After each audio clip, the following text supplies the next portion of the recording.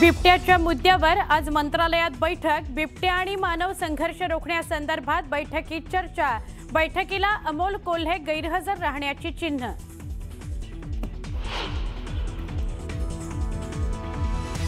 मनसरमधील रास्ता रोको आंदोलन काही काळ स्थगित केल्यानंतर आजही आंदोलक उतरणार रस्त्यावर। संतप्त ग्रामस्थ पुणे नाशिक महामार्ग रोखणार।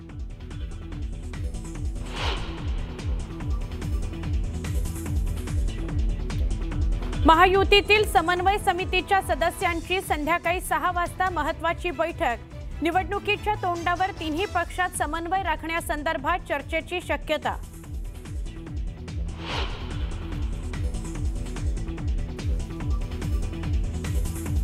शेर को धमका सकते हैं, डरा नहीं सकते। तालुक्याची बदनामी झाली ती तुमच्यामुळे। रामराजेंना रणजित सिंह निंबाळकरांचा टोला। गुन्हा केला नाही तर कुणाच्या बापाला घाबरत नाही म्हणत निंबाळकरांचं आरोपांना उत्तर।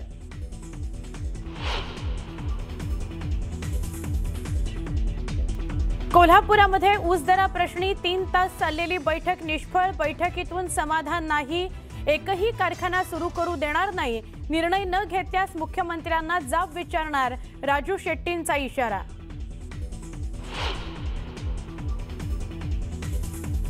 लाडक्या बहिणींकरता आनंदाची बातमी। आजपासून ऑक्टोबरचा हप्ता खात्यात येण्यास सुरुवात।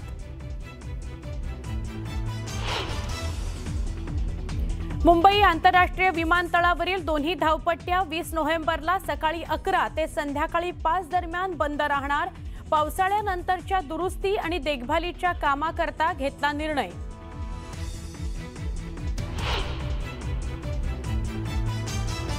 बिहार विधानसभा निवडणुकीकरता पहिल्या टप्प्याचा प्रचार आज थंडावणार। पंतप्रधान नरेंद्र मोदींचा बिहारमधील महिला कार्यकर्त्यांसोबत डिजिटल संवाद। गृहमंत्री अमित शहांच्या दरभंगा आणि मोतीहारी तसंच बेतियामध्ये जाहीर सभा।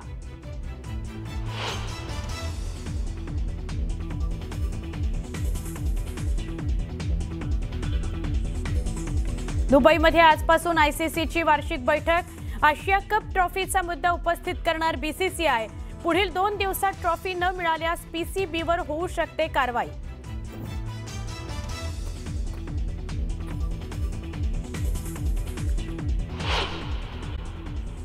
खड्डे बुजवण्यासाठी महापालिकेनं ॲप आणलं। अभियंत्यांना कडक शब्दात आदेश दिले तरीही खड्डे कायम आहेत।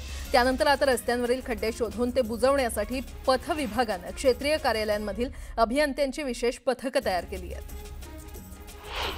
यंदाच्या 12वी परीक्षेसाठी आता 11 नोव्हेंबरपर्यंत अर्ज भरता येणार आहे। शिक्षण मंडळानं दिलेल्या मुदतवाढीमुळे हजारो विद्यार्थ्यांना दिलासा मिळालाय। तसंच शाळांनी युडाएस प्रणालीतून अर्ज भरावे अशी सूचनाही माध्यमिक आणि उच्च माध्यमिक शिक्षण मंडळानं सर्व शाळांना केली आहे। JEE मेन 2026 या इंजिनिअरिंगच्या प्रवेश परीक्षेत कॅल्क्युलेटरचा वापर करता येणार नाही असं राष्ट्रीय परीक्षा यंत्रणेनं स्पष्ट केलंय।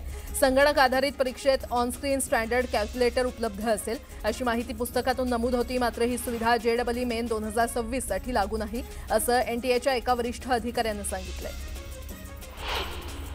मुंबईत वरळी पाठोपाठ आता नायगाव BDD वासियांचं घरांचं स्वप्न पूर्ण होणार आहे। पुनर्विकास प्रकल्पाअंतर्गत पहिल्या टप्प्यातील 5 इमारती तयार झाल्या असून 864 कुटुंबांना लवकरच घराचा ताबा दिला जाणार आहे। मुख्यमंत्र्यांची वेळ मिळताच चावी वाटपाचा सोहळा आयोजित करण्यात येईल अशी माहिती सूत्रांनी दिली आहे।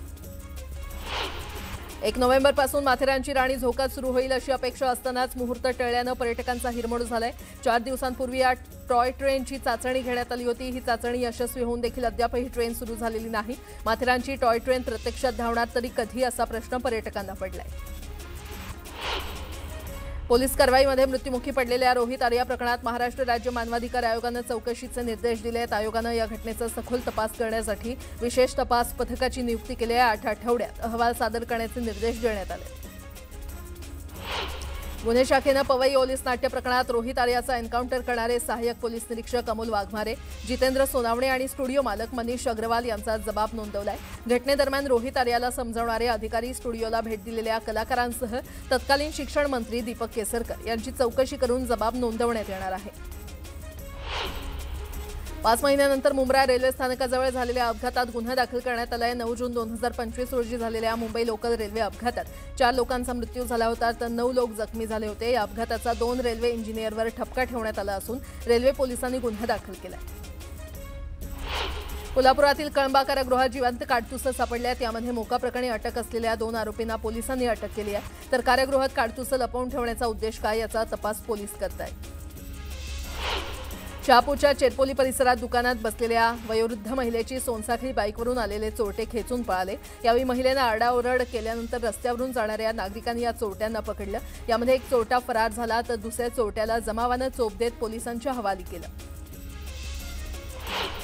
इंडिगोचे मुंबई छत्रपती संभाजीनगर मुंबई विमान वारंवार रद्द होण्याच्या प्रकारानं प्रवाशांमधून तीव्र संताप व्यक्त होतोय। गेल्या काही दिवसांपासून हवामान अनुकूल असताना आणि प्रवासी संख्या स्थिर असूनही ऑपरेशनल कारणांचा दाखला देत विमान रद्द करण्याचा प्रकार होतोय।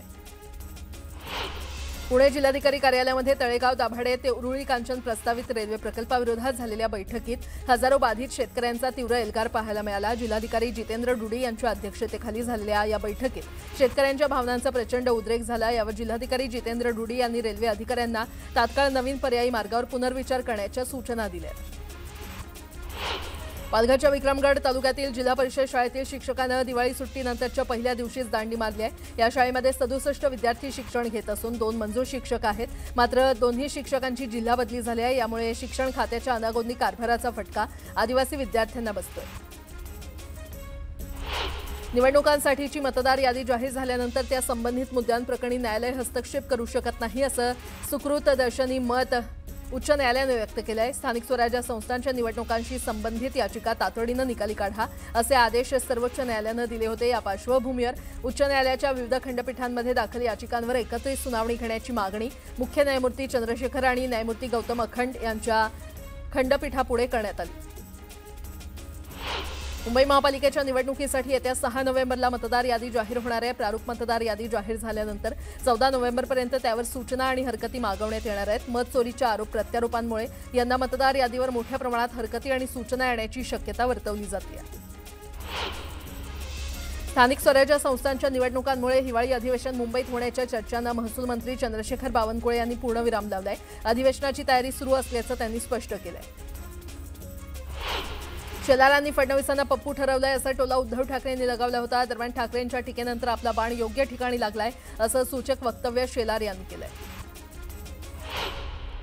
माजी खासदार आणि भाजप नेते नवनीत राणा यांना लोकसभा निवडणुकीदरम्यान पायाला झालेल्या फ्रॅक्चरनंतर आता पुन्हा पायात एक लहान गाठ झाल्यानं उपचारासाठी नागपूर येथील रुग्णालयामध्ये दाखल करण्यात आलं। राणांच्या पायावर शस्त्रक्रिया करण्यात आली असून डॉक्टरांनी 20 दिवस त्यांना विश्रांती घेण्याचा सल्ला दिलाय।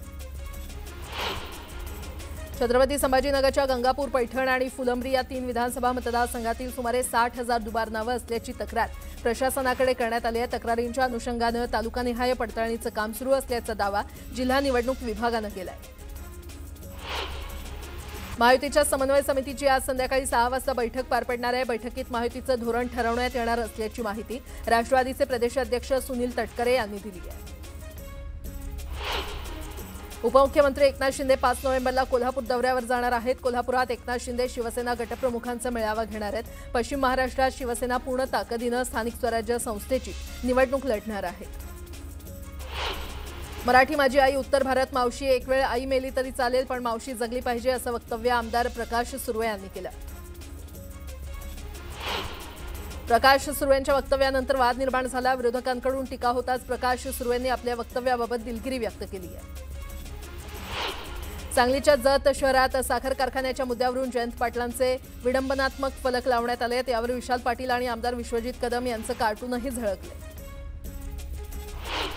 खासदार अरविंद सावंत आणि खासदार अनिल देसाई निवडणूक आयोगाच्या कार्यालयात तात्काळ बसले। वेळ मागितल्यानंतरही निवडणूक आयोग वेळ देत नाही। केंद्रीय निवडणूक आयोगावर तात्काळ ठेवल्याचा आरोप करत सत्ताधाऱ्यांनी देखील मतदार यादीत घोळ झाल्याचं मान्य केलंय असं अनिल देसाई म्हटलंय। केंद्रीय राज्यमंत्री रामदास आठवलेंनी विरोधकांनी केलेल्या वोट चोरीच्या आरोपांचं समर्थन केलंय। निवडणूक आयोगानं मतांची चोरी होऊ नये याची काळजी घेतली पाहिजे। विरोधकांनी उपस्थित केलेल्या शंकांचं निरसन झालं पाहिजे असं आठवले म्हटलेत। तर मुंबईतला मोर्चा सत्याचा नव्हता, हा पक्षाचा होता असा टोला आठवलेंनी लगावला।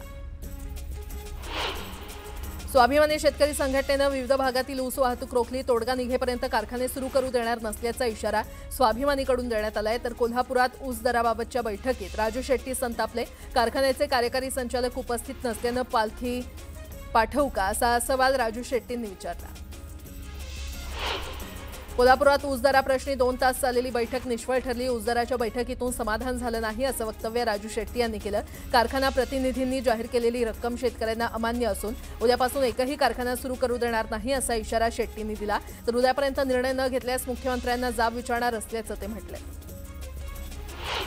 नाशिक त्र्यंबकेश्वर रस्ता विस्तारीकरणावरून वाद निर्माण झालाय. स्थानिक नागरिक आणि NMRDA संघर्ष सुरू आहे. दरम्यान आता कुंभमेळा मंत्री गिरीश महाजन आंदोलकांची भेट घेणार आहेत. प्रकाश महाजनांनी डॉक्टर महिलेच्या आत्महत्ये प्रकरणावरून सरकारवर टीका केली आहे. ती डॉक्टर बीड जिल्ह्यातील असल्यानं आमचं भावनात्मक नातं आहे. महिला आयोगाच्या अध्यक्षा अजूनही पदावर कशा आहेत हेच आम्हाला कळत नाही. रुपाली चाकणकरांनी त्या डॉक्टर महिलेचं चारित्र्य हनन केलं तरी अजित पवार अजूनही गप्प का असा सवालही त्यांनी केला.